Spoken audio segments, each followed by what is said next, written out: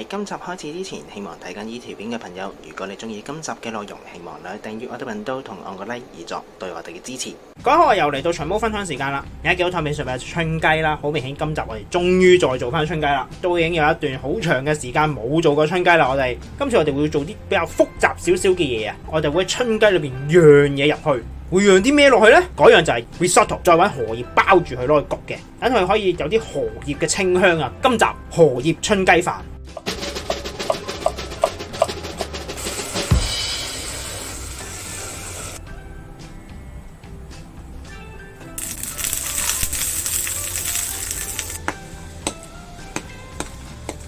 而家我哋首先要做嘅就係先炒咗個飯先。做呢個意大利飯材料都好簡單嘅啫。首先我哋要有 risotto 米啦，然後我哋會用到冬菇，之後我哋會有栗子嘅。等佢到時咬落去呢，除咗有飯之外，會有啲冬菇啊同埋栗子嘅香味喺入邊，增加翻個味道嘅層次可以。冬菇要事先浸到去軟身先嘅。如果你唔想用乾冬菇，你可以用鮮冬菇，但係個味可能會爭少少，因為始終乾冬菇係比較香啲嘅。再或者你轉用蘑菇都可以嘅。先剪咗隻腳，然後將佢切粒。洋葱需要將佢切粒，但係要切到比較細粒嘅洋葱。今次要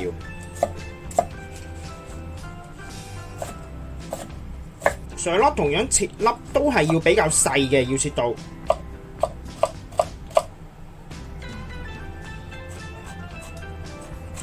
跟住我哋會有栗子，同樣需要切粒，會碌嚟碌去啊！切嗰時就會危險嘅，我哋可以先切少少，等佢可以方便企穩。如果屋企有刨片器嘅，你可以將栗子刨成薄片之後，先至切粒嘅，你會方便啲。如果冇嘅話，就要好似我咁用刀切。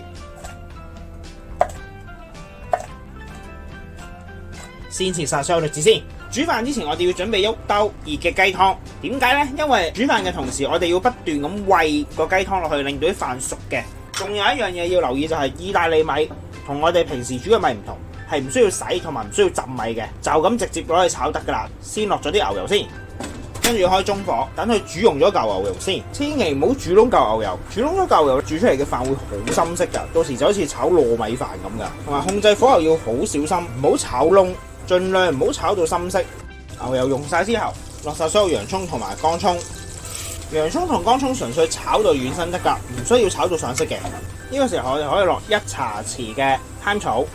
1個 teaspoon 嘅 parsley， 洋葱炒到軟身之後，我哋就先落咗冬菇先。當冬菇都開始炒到收水嘅時候，我哋就落栗子。栗子輕輕炒去一陣得噶啦，因為我哋之後仲要炒飯嘅。如果唔係栗子就會太腍啊。記住全程係用中細火，盡量避免佢會上色。炒咗一陣之後，我哋就可以加入我哋嘅意大利米啦。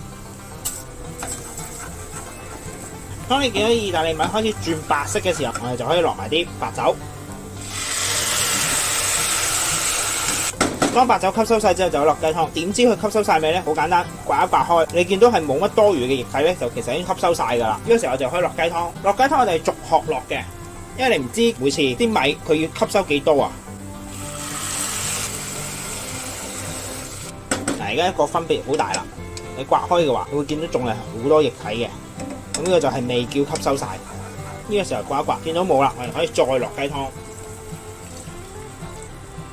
其實不斷咁落雞湯去煨熟佢嘅，有少少似做燴飯咁樣樣噶。但係意大利米咧，佢個口感其實係有少少生骨。因為可能我哋香港食開嗰啲，我哋全部都係咁腍身咧。因為香港人比較習慣食啲比較腍身嘅飯嘅。如果佢哋真係煮翻好似意大利咁樣樣有 al dente 嘅飯咧，香港人係唔會中意食嘅。同埋佢一定會話你個飯係咪未熟生骨？你要見到啲米開始脹卜卜啦已經。同埋煮意大利米要時不時咁攪佢㗎，唔可以停，因為一停咗咧，佢好容易會黐底嘅，真係。而家我哋可以試一試佢，差唔多可以煮多陣，煮得差唔多啊。今次唔好落咁多啊，落半殼好啦。可以根據翻自己嘅口味去調節啊，偏硬偏軟呢啲個人喜好啊。因為我屋企人中意食偏軟嘅飯，所以我落雞湯係比較多嘅。咁而家煮完啦，熄火，最後落帕瑪森芝士，記得係熄咗火先落，因為如果你仲係開住火落，佢好容易會出油嘅。先落一半啦。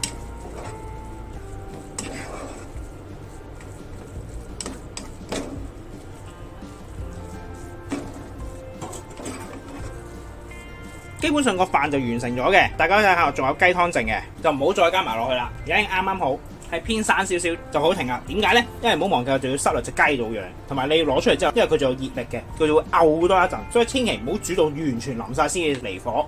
然後我哋先將佢倒落個盤度，跟住推平佢，盡量推平啲，因為會對散熱好啲，就唔會一邊熟啲一邊唔熟，就係咁。然後攞一張保鮮紙同個飯貼埋一齊。一定要趁熱嗰時貼住啊，就可以保持住個飯嘅濕潤啊，又唔使驚佢一陣間佢面頭乾晒。然後喺外層再冚多一張，就係咁啦。我哋先都係攤翻凍先。呢個時候我哋就處理隻雞。點樣開隻雞嘅話，我會另外開一集講點樣將隻雞去骨嘅。呢個時候我哋就可以釀啲飯入去啦。我哋就會用到鋼針嚟攣雞皮嘅，等佢可以包住啲飯，唔會爆出嚟。如果屋企冇鋼針嘅，可以用竹籤都得。喺釀飯之前，先喺雞湯裏邊俾少少味先，落少少幼鹽，跟住落少少黑椒粉，少少白胡椒粉。今次我哋會用到新鮮嘅貪草，我哋會摘啲葉落去嘅。點解唔用翻平時普通乾嘅貪草呢？都係之後隻雞我哋會就咁攞去焗噶啦。有機會佢水分唔夠嘅時候，你啲貪草咧就會揞牙，因為乾啊嘛。然後開始攣雞啦，我哋唔好喺正中間開始，咁你隻雞咧就唔平均嘅攣得，所以我哋會偏左開始。穿咗層皮之後，就好似阿媽攣生咁，翹過嚟，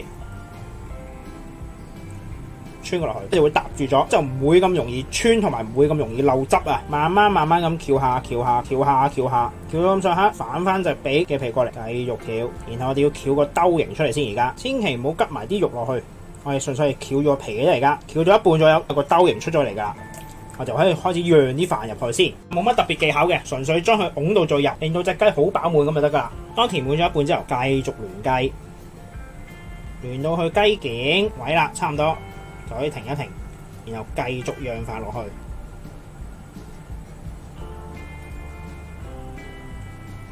跟住我哋再攣去啦，而家可以。連到最後呢個位，你可以再塞多少少飯落去嘅，等佢更加飽滿啊！埋尾嘅話好簡單嘅啫，到最後將兩塊皮夾埋一齊攣咗佢，咁可以噶啦。然後將釀完飯嘅雞捻一捻佢，將啲飯平均分配一下，盡量砌翻一個飽滿嘅雞形出嚟，就係咁啦。跟住我哋會煎一煎咗攣嗰個位同埋雞胸，等佢有少少焦香味出嚟嘅時候，先落少少油。然後開大火，燒熱咗個 pan 之後，我哋首先會係封口個位向下煎咗封口位先嘅，煎佢大概1分鐘，1分鐘之後將佢反轉煎雞胸啦。跟住煎嘅時候最好頂住個雞腳位，等佢唔好叉開。而家係等佢定型啊，我哋要同埋等個皮煎熟咗之後，間我哋擺落荷葉嗰時炆針咧，佢就冇咁容易散開噶啦。煎晒兩邊之後熄火，側邊唔需要煎嘅，然後起泡出嚟得噶啦。最後我哋就嚟處理荷葉，我哋需要2塊嘅荷葉，你可以街市嗰度揾一揾，係有得賣嘅。雜貨鋪嗰啲地方，我哋點解用2塊？因為荷葉乾咗之後佢比較脆啊，基本上好難買到2塊完整嘅荷葉，所以我哋會用2塊荷葉去包住佢嘅。荷葉之前喺阿媽廚房嗰度都有做過荷葉雞嘅，都有講解過點樣處理啲荷葉啦。開始嚟包啦，我哋先攤開塊荷葉，攤開荷葉嘅話，因為荷葉咧佢中間呢個位係硬嘅，你冇辦法打得開噶啦。所以呢個位接一接住嚟開，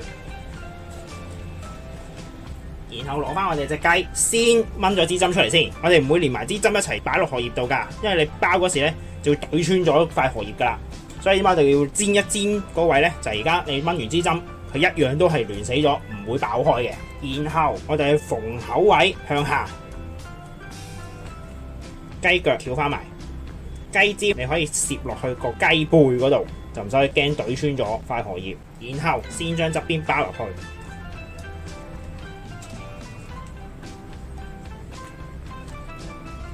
個底向下接，包咗第一浸噶啦，攞第2塊荷葉再包多一層。點解要包2層呢？因為驚佢塊荷葉穿咗，跟住我哋揾鹽焗㗎。如果塊荷葉穿咗，呢啲鹽就有機會直接落咗喺隻雞度，你隻雞就鹹到不得了㗎。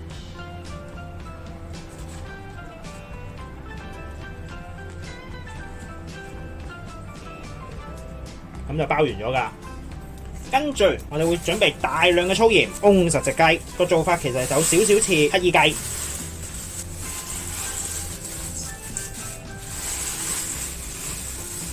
然後我哋會加水落去，水唔好太多，我哋唔係要沖溶睇鹽，我哋要令佢有黏性啫，所以落少少先。跟住揾手摸一摸，如果佢仲係比較乾嘅，唔能夠壓到佢變一餅嘢咧，係未得嘅，要加多少少水。好啦，差唔多嚟㗎，濕濕地啦已經。準備一個盤，上面鋪張牛油紙，先喺個底度加一浸先，填滿咗個底啦，將隻雞放上去。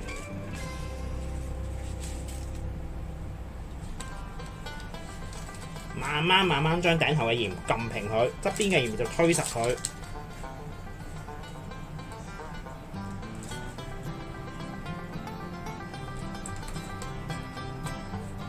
封好晒之後，我哋就可以入焗爐啦。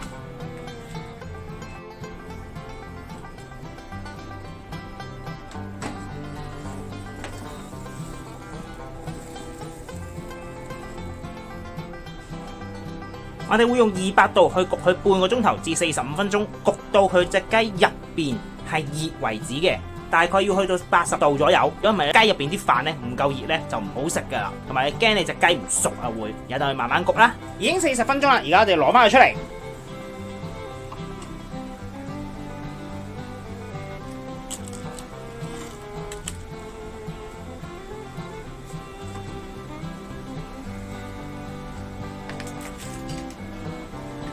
攞咗出嚟之後，你會聞到一陣陣陣荷葉清香味嘅。我哋攞支針或者攞竹籤啦，喺側邊呢啲窿位水平就去，等5秒，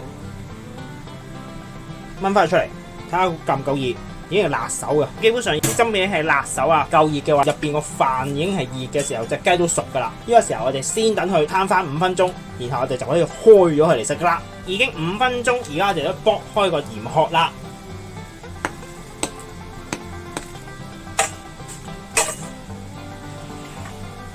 如果你要再做翻呢道菜嘅話，啲鹽就可以用得翻嘅，因為純粹係水嚟嘅啫，同埋荷葉。但係千祈唔好用呢啲鹽嚟做調味啊！先將面頭嘅鹽掃一掃走佢先，避免一陣間開荷葉嗰時啊，啲鹽跌咗落隻雞度啊，再過落隻碟度。最後我哋就剪開個荷葉噶啦，可以。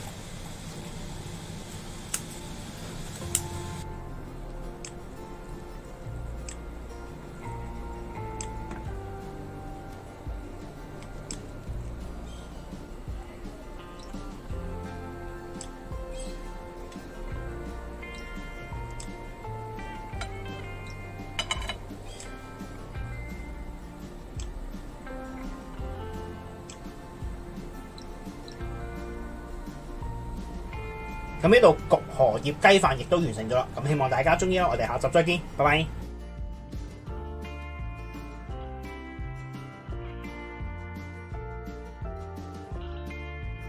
我哋而家嚟試一試味，先試咗個飯先，幾多芝士，起晒絲啊！個飯係好濕潤，啲米啱啱好，係有少少硬，但係唔係生骨嘅硬，係啱啱好。試下隻雞先，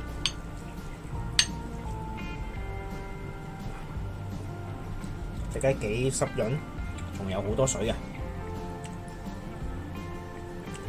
雞胸一啲都完全唔係，好滑，連埋個飯一齊食，有少少貪草味添嚟㗎。今集亦都差唔多啦，多謝各位收睇。詳細食譜我哋會上傳喺 Facebook 專頁嗰度，有興趣嘅話可以上去查閱。另外，如果中意我哋頻道嘅話，希望可以訂閱我哋頻道同按個 like，以作對我哋嘅支持。希望大家中意啦，我哋下集再見，拜拜。